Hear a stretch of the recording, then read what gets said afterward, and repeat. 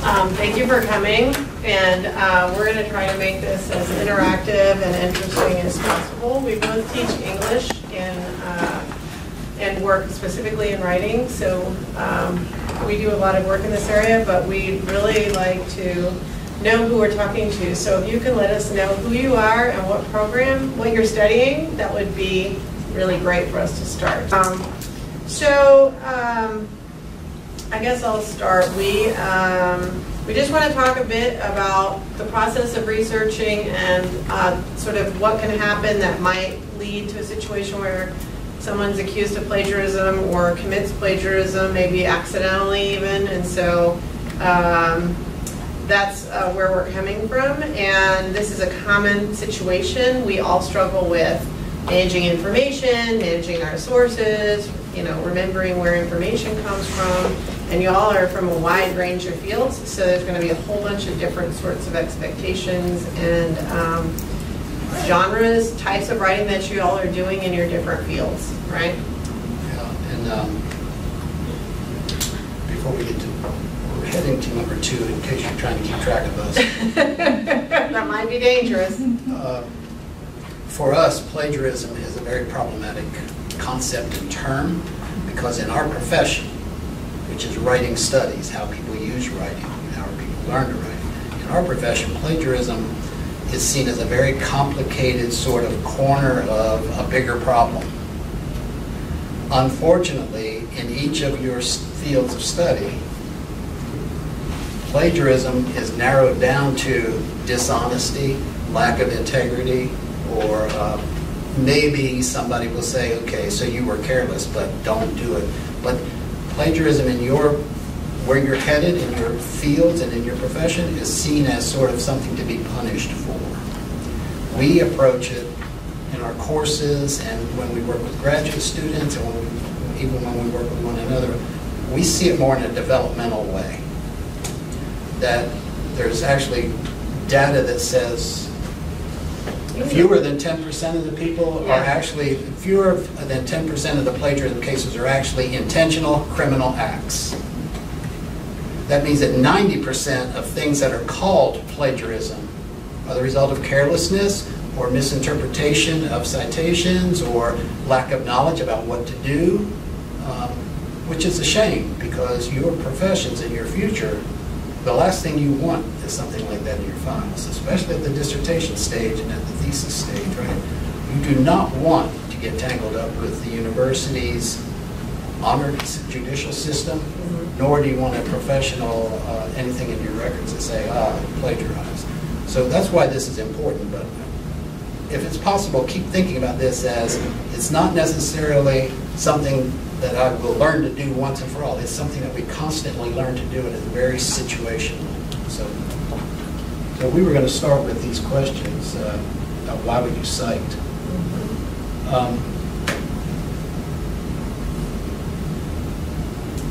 Should we ask or should we just tell? Well, you probably already know, but citing sources is a way to give yourself authority, right? Give your article authority. You have the knowledge, you're demonstrating your knowledge. You're saying, I read all this stuff.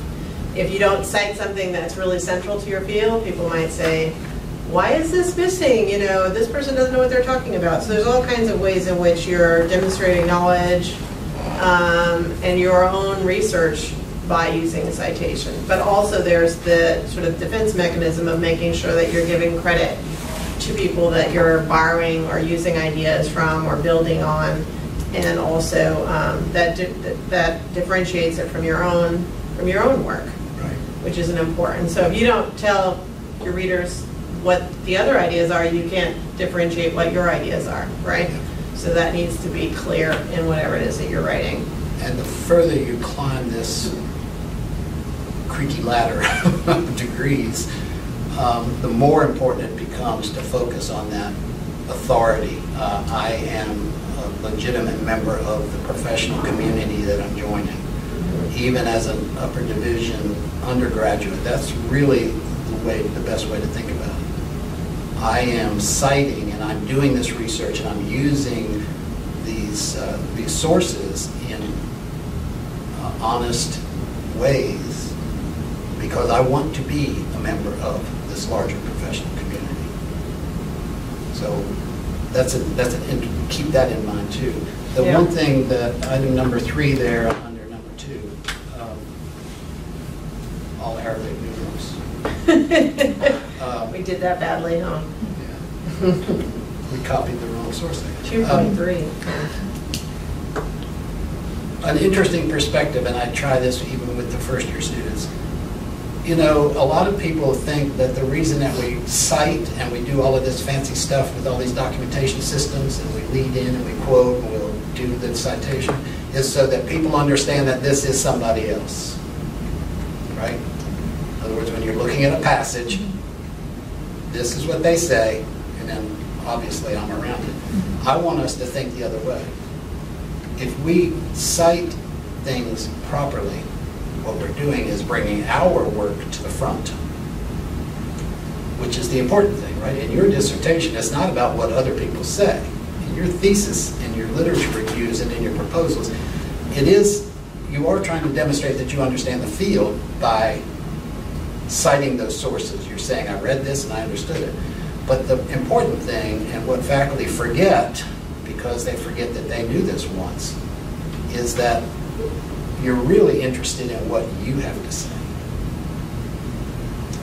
And if it's all text, poorly cited, poorly documented, poorly punctuated, then I'm just looking at it and I'm saying, you really know all that?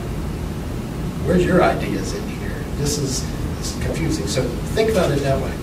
Proper citation and avoiding this plagiarism trap is really a way to put yourself out front. Here's what I know.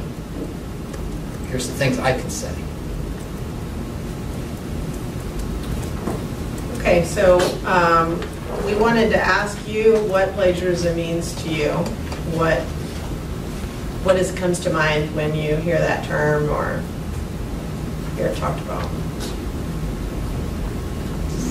Using someone else's words or ideas without giving them credit. Mm-hmm. Yeah, the lack of credit, using someone else's work to either support or refute your point of view. Mm-hmm. That's a good and encouraging way of research or studying, but the lack of credit. Lack of clear credit, okay. Probably not rewarding, like that sentences is just copying it word for word. Not rewording, Yeah. yeah. Which can be really hard, especially in a highly technical field where the terms, the terms have to be the terms because it has to be exact. And then at what point do I put it in my own language, right? How do you paraphrase without copying? Yeah. Anybody else? It's very negative. You can it's punishable. And Sort of like, don't do it. I don't know if we want to show the link or not, but we have on the resources page, we have 2 links just to show you what plagiarism is according to this university. There's a Judicial Affairs Academic Misconduct website, which has links for students about the process and the rules. And then above that is the Student Code of Conduct Article 3 violations, which actually tells you this is the university's definition of what y'all just said. So plagiarism is actually a subset of academic misconduct, which includes also cheating and other things. And exactly what y'all said, right? It's using other people's words without acknowledgement or citation, quoting from a source, using facts, figures, graphs, charts, or information without acknowledgement. So that was actually one of the things we want to be sure to talk about today. Is given the internet and all the stuff that's out there, one of the things that tricks people up is using illustrations or data or an infographic. Even in a presentation, we've all been lazy over time. I mean, I will fess up. We've all, okay, he's going to get me in trouble now. But we've all put stuff on a PowerPoint or whatever, figuring it's for a class, it's no big deal. It's probably good for us all to get in a habit of citing these things. Just so we are not being dishonest. I think in some ways it's tightening up in the field. I know that, say, our IRB is a lot more strict, which is not use of this, but it's use of other things. But publications, journals will check. They'll say, where did you get this from? Do you have a release for it or whatever?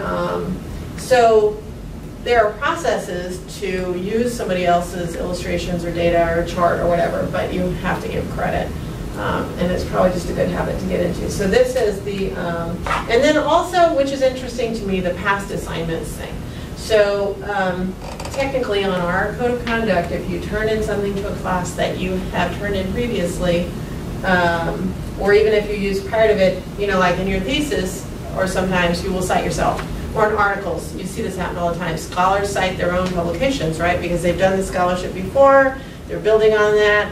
And I see it a lot in the sciences, but, you know, so they've done it, you know, they've done these studies and now they're building, but, you know, you do have to cite yourself. So, which can be tricky if it's not published or, you know, so it gets kind of in the weeds, but.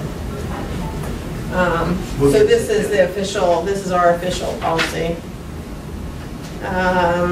And then the other page, so if anything ever happens, God forbid, the judicial affairs, and that's pretty much all you have to remember, but you can look at our website. It does have guidelines for students. There is a process. There's a hearing panel, which is made up of students and faculty that everybody has the right to have access to. So in case you are ever accused and you feel like it's unfair, this is, I don't even know how much they talk about it, but it's in the... You don't want to get here. No, you don't want to get here. But it's in the policy that you can, I think it's down here, if you deny responsibility, eventually there is a hearing panel that includes students. And so that is intended to protect. That is intended to protect students, just in case, you know, you feel like you're not being treated fairly. Because sometimes things are accidental,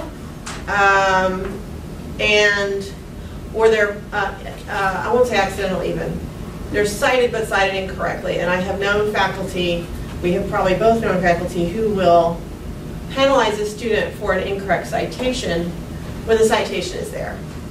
Hello. So, so anyway, I'm not going to say anything more about that. It's just there. There is sort of a student advocacy route.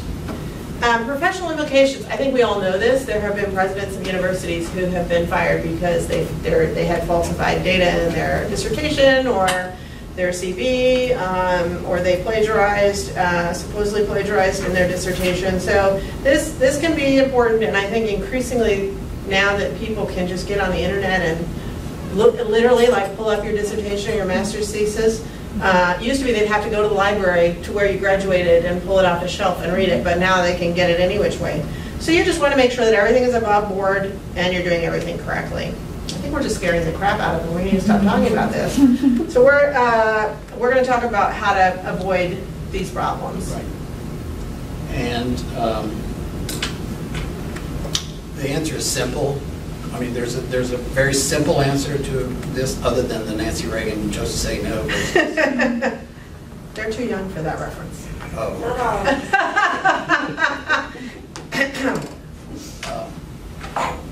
I do want to just emphasize one more thing that Susan said, is that you all are of a generation that most of the work that you do as a professional, whether you're an educator or as a professional, it's going to be public. Very little of it's going to be trapped in these proprietary or in somebody's file cabinet. It's going to be out there.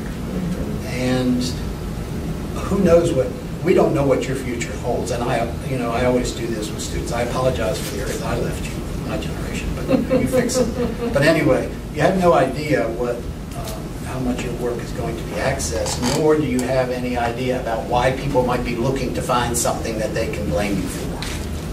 So being extra careful is not only useful for yourself, it's just a way to protect your future. In other words, live into your integrity, really get into it and make sure that you continue to protect it over and over again. The extra time is always worth it. But anyway, the simple answer, and we're going to try to work through it and maybe talk with you about this. One of the simplest answers to avoiding plagiarism or that getting into that spot starts not when you're writing.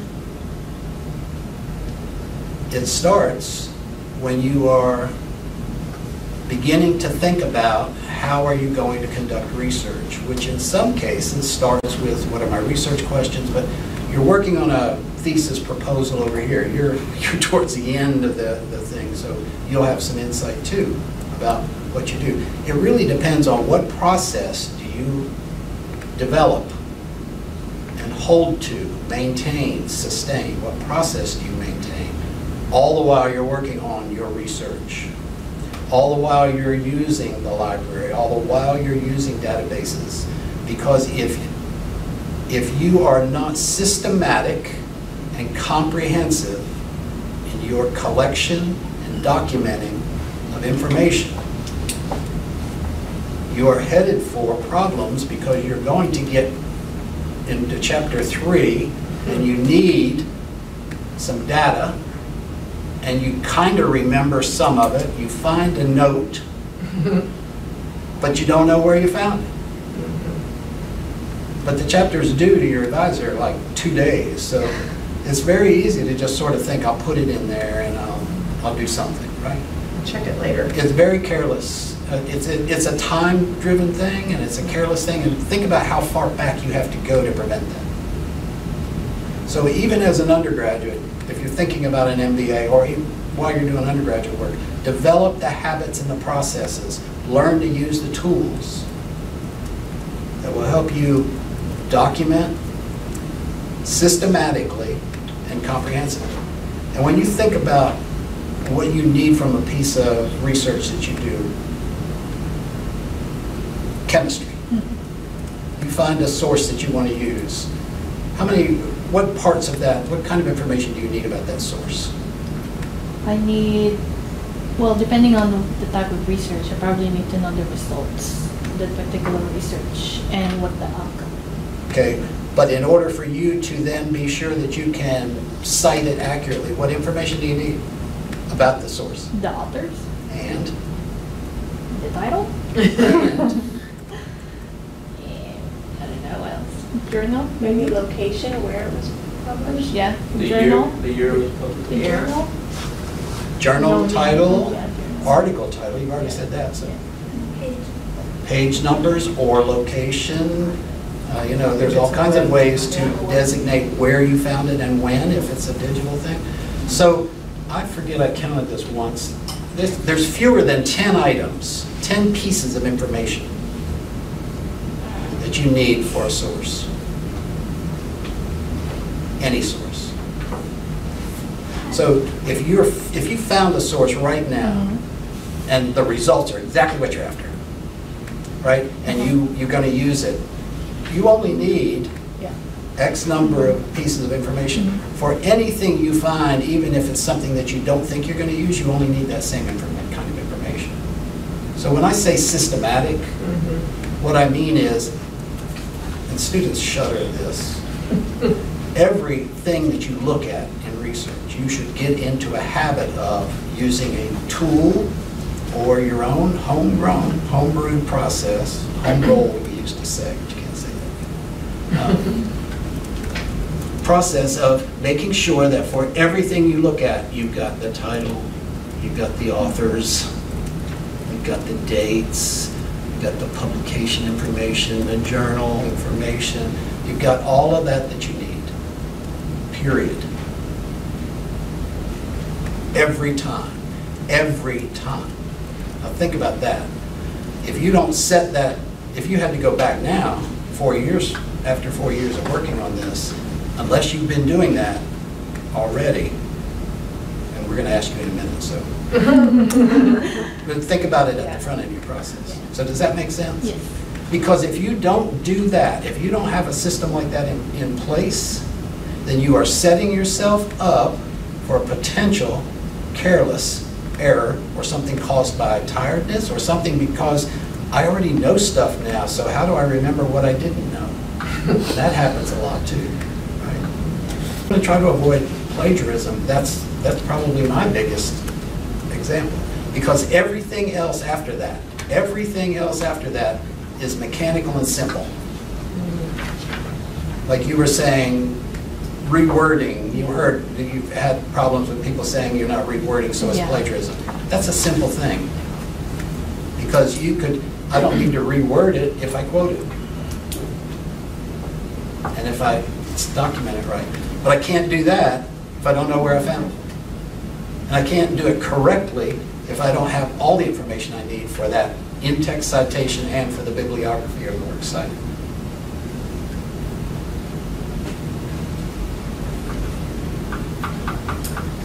So we have some tools that are available. The RefWorks costs money, so we actually confirmed with the library they do not offer a subscription. Like we don't pay for a subscription for that. Zotero is free. Is anybody using either Zotero or EndNote? Does anybody use a bibliographical management tool? Yeah, some kind of. You do. What do you use? I can't remember how to pronounce it. It's like Mendeley or something. Mendeley. Oh, okay, yeah. And that's a fairly comprehensive in what you in sciences? Public administration. Public admin. Okay, Mendeley probably gives you, and it does pull in all the citations, right? I mean, it can pull all the citations. Yeah. Index cards, lists. I don't use one of those. Normally I just make a list. But once you, go ahead. Zotero. I use, I have a physical reading card template that I use for everything. Okay, so it's a homegrown thing. Yeah, I have about 100 printed of them, and I staple it to every article. Okay. And what about when you're dragging stuff offline, when you're scraping materials offline, what do you do? Then it's Zotero. Yeah, because we had the library did a workshop, and since then I got it. Excellent, yeah. That's a good idea. I make the list just slow. Okay, so I'm gonna do it. make a list. Make a list. What would you recommend in any of those tools? Zotero is free. Okay. It works with a couple of different browsers, and it's pretty clean. Mendeley I've used before. I know it started charging you money for syncing. It used to be you could have it on multiple devices, but now it's charging more money. It's also worth the money. True. It's a professional, it's investment in your career. Because once you've written several articles or once you've worked in the field for a while, 20 years down the road, you may not that I think you're probably going to maintain your Zotero for 20 years, but it's possible. It's hard to remember where things come from, and you're like, oh, I read an article about that. I can't find it anywhere. That's like my life. And then you're Googling trying to figure out what it was that you So saw. I was going to ask those of you who use lists and homegrowns,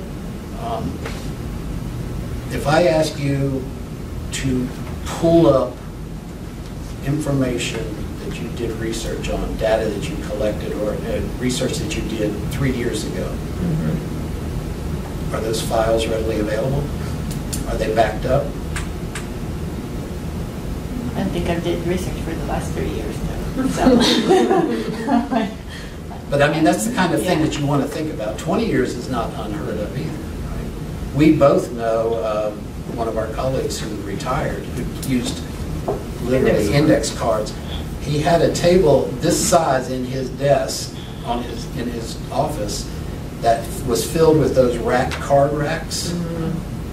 The entire table was filled with index cards, alphabetically listed, and he had some of them stacked. So 30 or 40 years worth of professional research in writing. And he also had a mind like that. I mean, He had a mind like a he steel could go trap. alphabetically and he'd say, I think it's right in here, and he'd pull up the index card, and the index card had the same information on it, every index card. And the quote, and sometimes on the back, or he'd cut pieces out of the newspaper and tack it on, or he'd type it up and put it on. So we're not saying do that. It's not very practical. But do you see the value of that? And when I ask the question, like you're about to head out and you're going to get a position somewhere. Are you going to be a researcher, or are you going to teach at a university, or what's your... I'm teaching in university. Yeah. So you're going to be publishing for a long time. Yeah. And you're going to be building on your research agenda now. That's going to expand this way. But what you're doing now will never go away. You'll be citing yourself. you'll be relying on it, or you'll be following the trails of research that sort of builds on, the genealogical thinking about research. This person taught that person, who built on that person, who built on that person. And so that person is the most recent article that I can find, but that person is citing this person. It's good to have this person's information too. So at some point in your future, you are always going to need what you're working on now. And unless you have a good file or a good system of keeping that information, you are always going to be sort of at risk of, I don't know, or I'll find it again. So those of you who do have these systematic processes, good on you. Right. But if, as it gets more complicated, making lists, I don't want to, nobody's like me. I'm so undisciplined that I can't even make a list that looks the same. We're sort of giving you advice to be not like us. Don't act like us, act better. I use Zotero, yes, but I've used it 3 or 4 times. I've used RefWorks before too. I've used EndNote. Could I find any of those files right now? No. Bad. Yeah. And I've suffered with it too. Yeah. But it is very important. So it's going to be an increasing issue, data management in general. We've talked about this when he was pulling up his Google, the Google document. If you think about your professional career and having these cloud services essentially with your stuff, you start doing it sort of, I work on an article here, I'm doing this here, I'm doing that there, and then you can't find things. I think it's just going to be an increasing issue for faculty, I mean everybody probably, but especially for faculty, because you're going to go into a job, everybody's going to go into a job, you're going to get hired, your life's going to be insanely busy, and for me, I build up a big file of stuff to work on this article, and then it goes in a drawer, and then the next, I'm working on something else, and it's going to go in a drawer, and then I'll be like, oh, where did I see that? And you're digging through. Not that there's anything wrong with physical files, but the more maybe organized you can try to start. We're trying to make your lives better than ours. If you start with something a little more organized, then you might have a better chance of finding things, and then also citing them appropriately. Yeah, which we're going to move to in a minute. Yeah. So enough of the process stuff. I think that's about all we can say, except force you to take a pledge. I will now go. Everybody, I will now go and get me a bibliograph. And I'm going to include myself too. I'm going to go get my Zotero. And I promise to use it more than a month. That's right. But it's also a good thing to talk with your advisors about. I know what they do. Find out what they do and make sure that they know that you're doing something. Because the last thing I want to do as an advisor is get trapped with a student who's really doing great work, and then all of a sudden one of her professors comes to me and says, are you working with her? What about this? Or I don't want to have to see it, right? I want to be able to I want to be confident that the people I work with have a method, or they are working on a method, so that I can help or not. Because we don't, as faculty advisors, you don't want to be constantly policing students. What I want to do is learn something from you. When I agree to work with you, I want you to teach me something, right? And I can help back, but that's the thing. I don't want to be constantly saying, is that the correct? Did you quote that correctly? So communicate with your advisors about it. Maybe even say, I'm using this system and I'm headed towards my dissertation, I'm headed towards my project. Do you think this will work? Can you give me any hints, any advice about how to do this? Because those are people who are where you're headed. Now, we had added the Ask a Librarian. If anybody feels like you don't know how to use these systems, you said there was a Zotero workshop too here, which was awesome. But anyway, there are resources in the library for research processes. There's research guides, in case you didn't know, in most disciplines. And also, the librarians are notoriously underused. They frequently would love to have somebody come and ask them questions. So if you're ever looking for, graduate students are probably their favorite customers, because you'll actually have real questions and you're looking for stuff.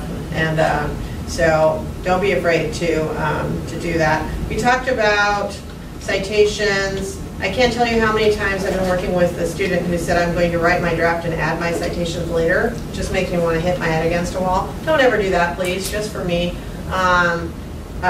Because it's a way to, you know, if you throw something in a text and say, well, I'll cite it later, either you're going to end up in, you might end up in a situation where you can't find your source, which is sad because then you might have to throw that out if you can't figure it out, or you know, you accidentally plagiarize. So that's a possibility.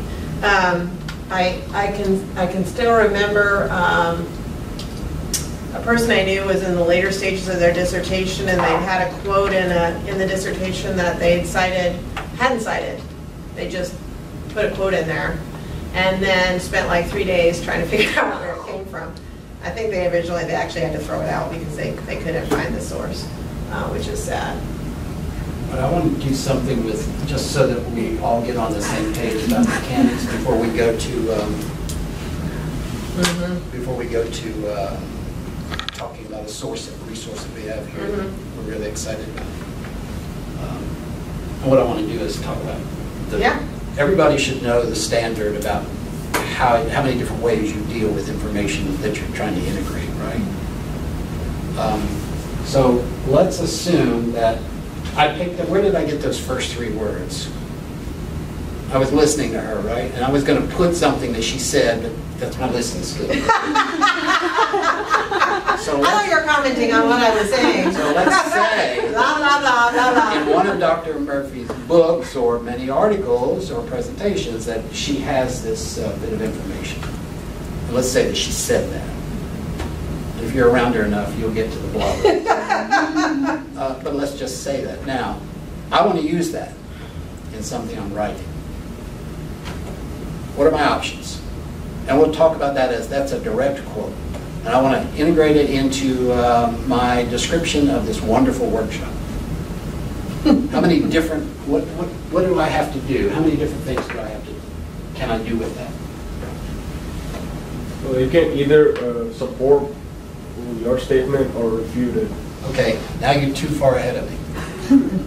So hold that thought, because that's true. You jumped ahead. That's how I think I didn't ask the question right.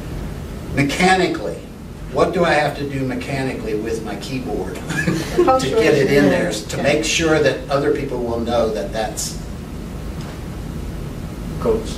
Okay, so one way I can use this is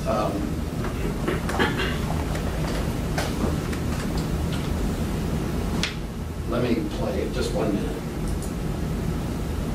This is like treat it like a Super Bowl commercial.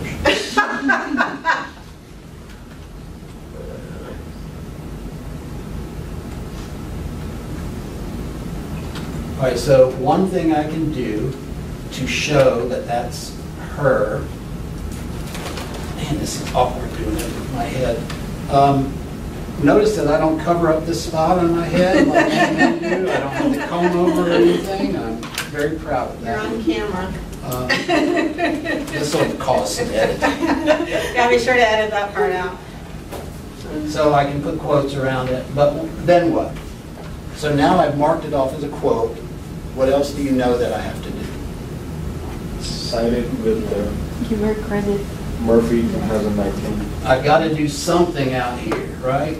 And there's lots of different ways to do this, and it depends on what discipline you're in. But somewhere out here, I've got to do not mine. And you can find it here. And possibly a date or a Date page or number. whatever. Right. Now that's one thing I can do. So what I've done now is I've signaled this is not mine. Right? Now the other thing that you were heading towards, but there's one more mechanical thing I can do. What would I do here? What would I do before it?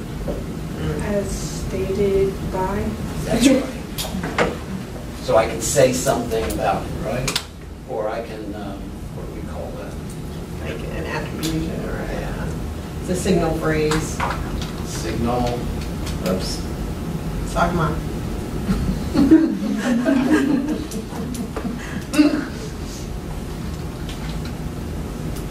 You know, when I went to school, we did typing.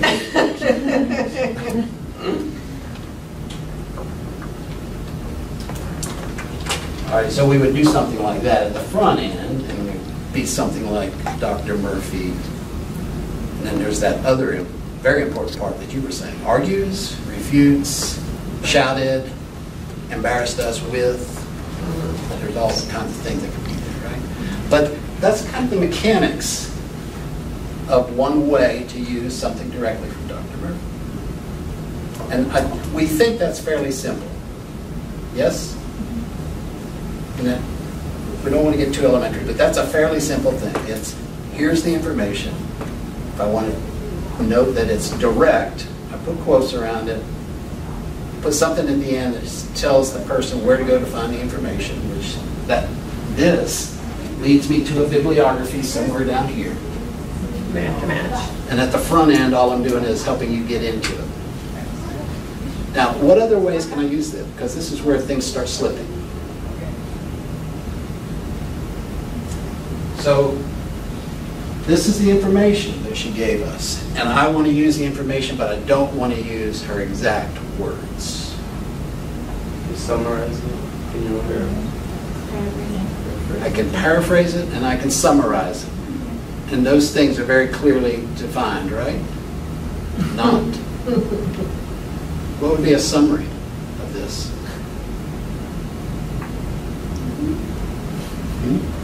I think it's something with the meaning and quoted it. Yeah, so what would I say?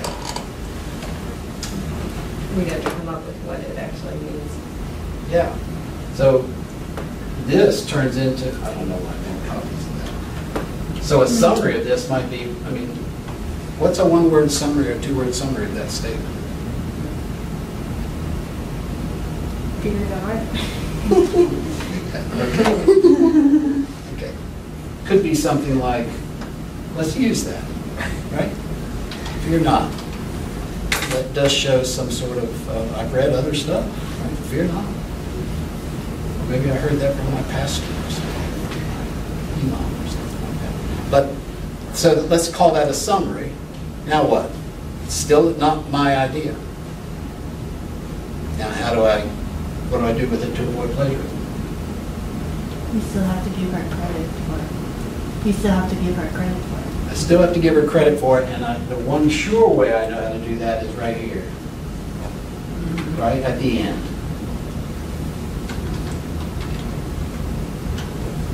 And then there's another sure way, because right now, if that's at the end, where does it start? The idea from Yeah. When Murphy visited us, the one thing that she was really clear about was fear not. And if you don't put it in quotes, then what you're saying is, this is what this is my summary of it. But what I could do with that is, I don't know how to mark this, but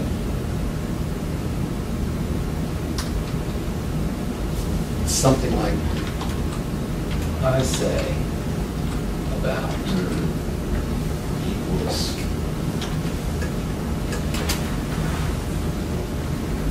so that at least I'm signaling that the idea is coming. Here's what she said, and here's where you can go find the source. And that was a good summary. What about a paraphrase? These things drive me crazy. Paraphrase focuses on the details rather than the main idea, so it's not about being concise. It is about putting the detail in their own words. Yeah. So it would be another version of blah, blah, blah, right? So we won't try that, but that's the hard part, right?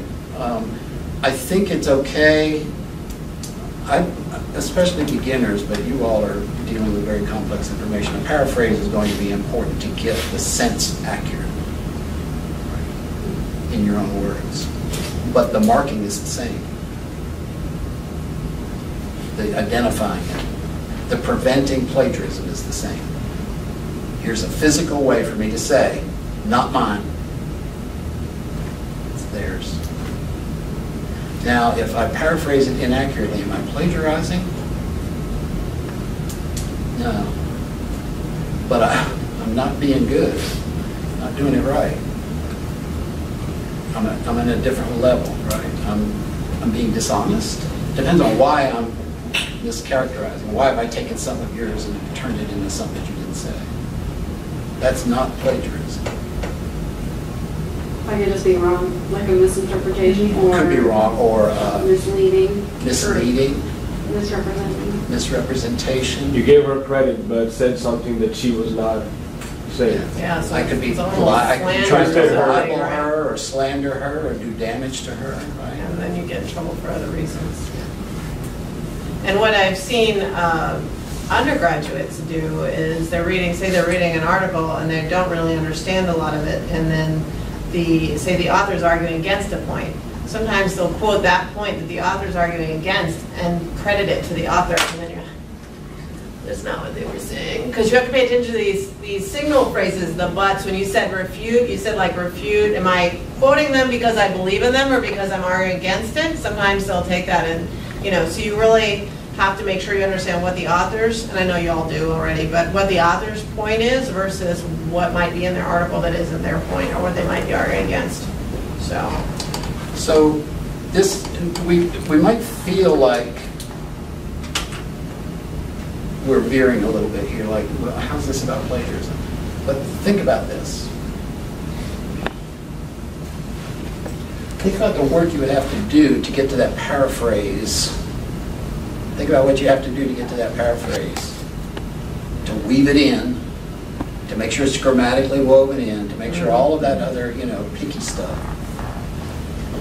Think of all the things that have to happen, and then think about how easy it would be to forget where I found that, or get the accurate citation, or even you have worked on paraphrasing so much that it's mine now.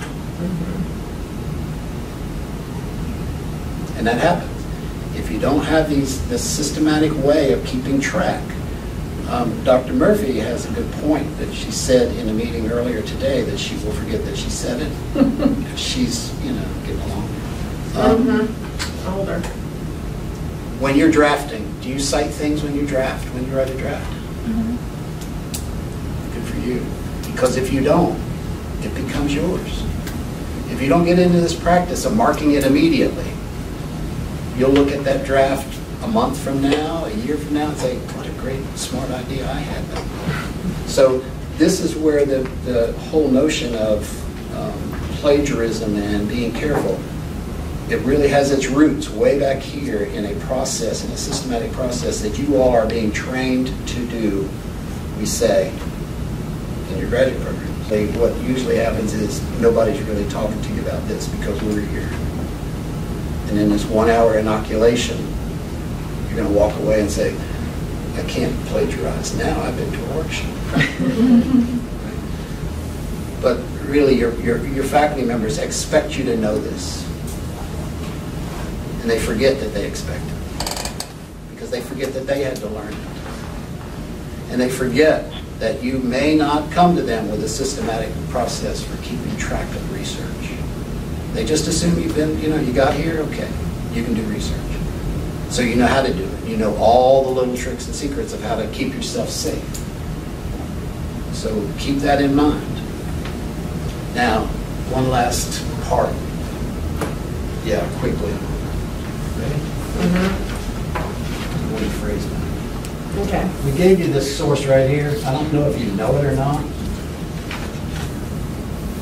And you can ooh and ah as much as you want. But I want to show you how many different ways this works. For one of the most challenging things when dealing with integrating sources, and this is only tangentially related to plagiarism, but one of the most challenging things is making sure that you are using it as precisely and as accurately and as fairly as possible, so that your introductory phrase, the way that you weave it in, is especially important in literature reviews and in proposals. The ways that you represent what that source says, what it's doing, that's very, very important. And it's difficult if you are a newer professional to sort of get the lingo. What language does my profession use? You can't continue to say so-and-so states, but so-and-so states, but so-and-so states, and so-and-so says, and so-and-so states. Remember what he said. He said he had the line, he's got some language, refutes, argues, right? Confirms. This is valuable for many reasons, but let's start with right here. So over on the left, it has these links to the different ways you're trying to use language. So if I'm trying to use a quote like "her be afraid,"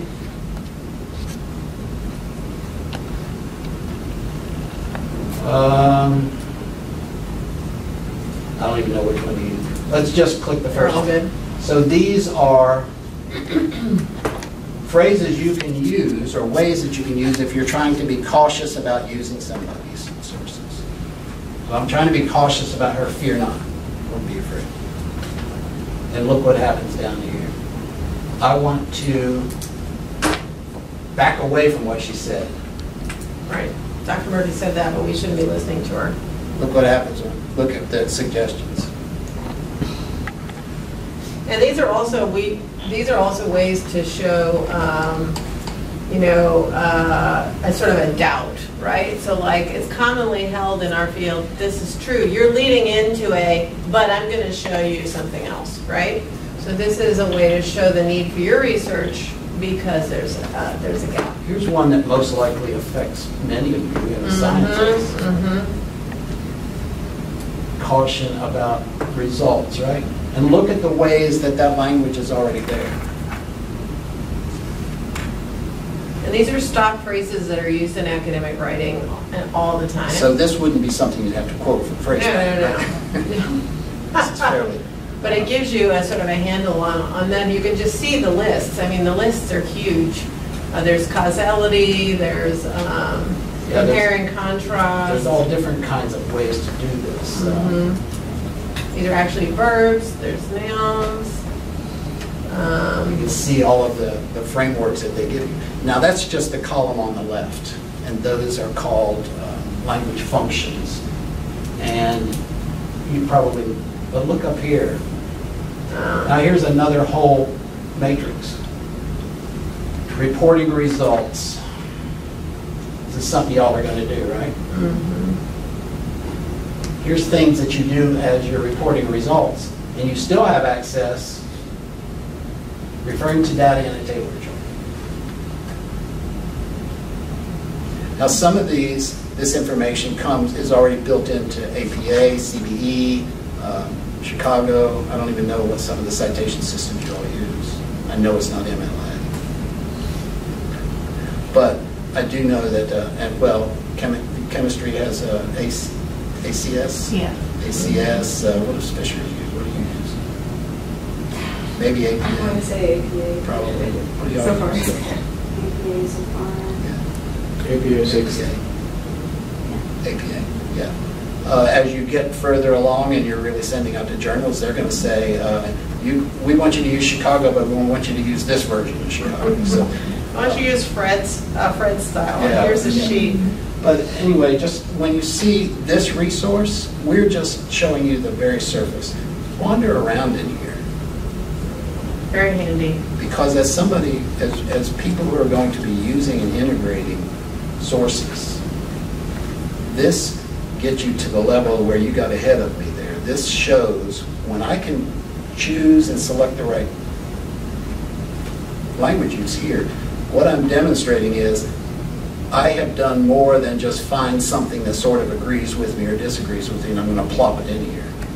You are demonstrating a deeper understanding of the source that you're using. And you're also showing, for instance, I'm trying to be cautious here about what I'm using. I want you to understand the sensitivity. And it's really important. And readers who are experienced in your fields, these phrases seem normal to them. When you read the literature, this is normal. This is what you see. But is it something that you have learned to do? Only by osmosis, if you're lucky. This gives you an intentional way to finish it off and just, be very clear. But remember, to get here, you have to have a very systematic way at the front end to be sure that the information that you're bringing forward and you're going to signal and use here, that you know where you got it. You don't have any doubt about it. I think that's a good place to end. We wanted to again recommend Bell Library as a resource, and also the Writing Center. If you all have not been using the Writing Center, it is available to graduate students, and they have there's probably 50 or 100 documentation styles. They have a bunch of the books, like the full length, so if everybody uses Purdue OWL for APA, but if you get to the point where you're doing something that you can't document, they'll have, both the library and the Writing Center have the actual book. And they can use index, look up stuff, so they're geeky that way. They like it, they actually get excited. They'd probably be really happy if you went in there and you said, I want to cite this, how do I do that? The other thing I wanted to point out, and this is only because I've been editing a collection with people who are more advanced scholars than yourself, and they still make mistakes, is to try, if at all possible, to check with original sources. So sometimes we read, so-and-so quoting so-and-so, and they cite it. In the best world, you would always check back to the original, make sure the page number is correct, the date is correct, the quote is correct. People mistype quotes and then they put it in their article, and then if you're quoting that, you're actually just duplicating the mistake that they made. So that isn't actually plagiarism either. It's just a picky thing. So we really appreciate you coming. We hope you found this valuable. Do you have any questions for us or discussion? Yes. So this is, I don't know where to draw the line in this. Sometimes, since something like the sun shines and causes heat and light and everything, that's common language. Every time I write that, I won't cite an astronomy book. Right. But then there are things that will be common language in my field. But if I'm at a conference, somebody would point that out or question it because it's not common language for them. That's really interesting.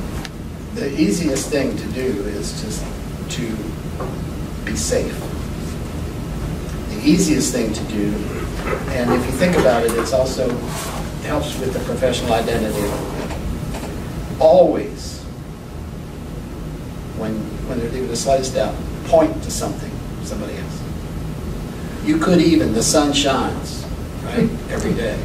You could literally put a footnote there and say, by this, what I mean is the way that particle physicists think about sunshine, or people who study light, or people who are atmospheric sciences, because they may have a different thing. So think of it in context, but always be safe. And never go to the dictionary. That was my question. Yeah. So should we define? Yeah. But because you're using language like that, if you're using it as a cliche, then maybe if it's signaling to you, maybe you get a little clearer, Maybe I could use a different metaphor here, or am I trying to use it as a metaphor, whatever. But I think always be safe. That advice about common knowledge, the hell's that mean anymore? Yeah. Common to whom? About what and when? Well, and like you said, a term that becomes an important term in your field may have different uses in other fields.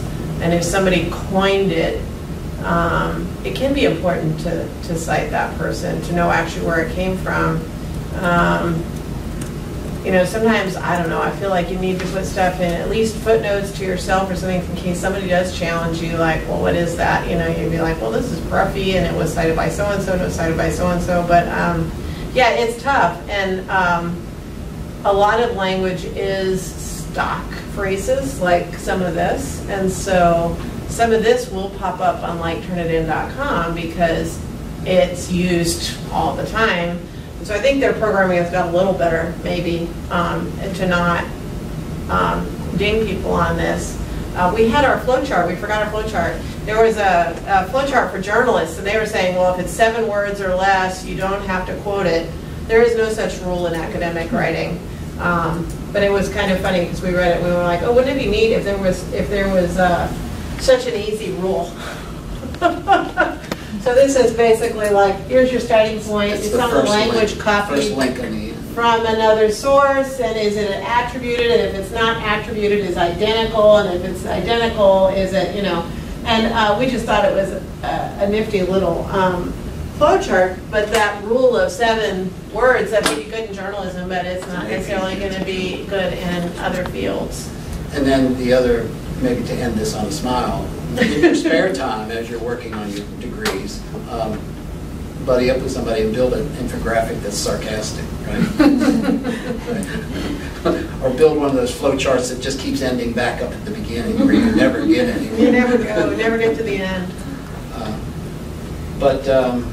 Yeah, were there any, did that answer your question? Yes, it did. It's not an easy question. Yeah, and a lot recognize of times I have gone back to the whole thing of, if you have the question, just cite it. Right. Yeah. Yeah. And then when you do go back to cite it, do think about, like, what I was trying to get at was, I'm presenting this at AERA, which is a conference for research educators, educational researchers, right? And I'm talking about such and such. So if I'm using this, but it feels common to me, I want to think about how those specialized people might think about it. And that might give me a hint about where to look to cite. Yeah. And it just, all that does is just show that you have read a little bit more and you're more sensitive to the language of your community. Thank you. Anything else? I think my question was pretty similar in that, like, the jargon or common terminology that we use in our field, should we cite that if it's not necessarily widely, you know, if someone, like an English major was reading this. Yeah.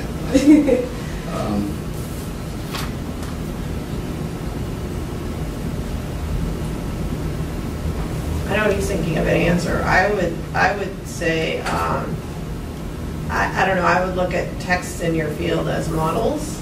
And again, think of audience. So like if you're presenting to a broad audience, you might want to cite something. If you're presenting to people in your field and people in your field use that language as just regular language and don't cite it, you know, like when you look at a journal article. But if it is something that people constantly attribute, like what I was trying to say, like a keyword or a key phrase, and it's important to give credit to somebody who came up with that idea, then it seems like something you want to go ahead and cite. So I mean, again, it feels like sort of a wiggle room, like a wiggling answer, not a straightforward answer, like, but it really based depends on your audience. context. Yeah, Yeah, because I Yeah. have seen both, like, very basic. Well, and you Yeah. will know more as you dig more. If you were 4 years into your dissertation, you would have a different answer to that question, because you'll begin to recognize that there are words and concepts that are contextual even in your field, right? Right. Like fish might mean something here, but fish means something different over here. And I don't know whether it's a practice in some disciplines to even produce a glossary with a thesis or a dissertation. So when I use these words in my, but that what you're doing in there is you're signaling that you recognize these are problematic terms for some people, even in our field. And so when I use them, I'm doing this. And then in your glossary, what your definitions, you're really then citing. I'm using it in this sense. So I think that would be another way to think about it. And if, you know, assuming that you have all the time and nothing is costing you any money or like, that would be an interesting side project to do, right? What language am I using? You know, because I'm going to be teaching. I'm going to have to use this language. I'm going to have other people understand it. So when I say the sun shines, what do I mean? How many different things? So that's another way to think about it. But just being sensitive to it is good, because it goes back to the safe. Yeah. Because the worst that could happen is your advisor could say, quit citing that, and you'd say, easy. That's You easy. can always take it out. I can take it out, yeah. Easy. I can do a Start. search and Right. search and copy, right? Yeah. But if your advisor comes to you with his finger, you know, pointing at it and that troubled look on his face, then you know, Yeah.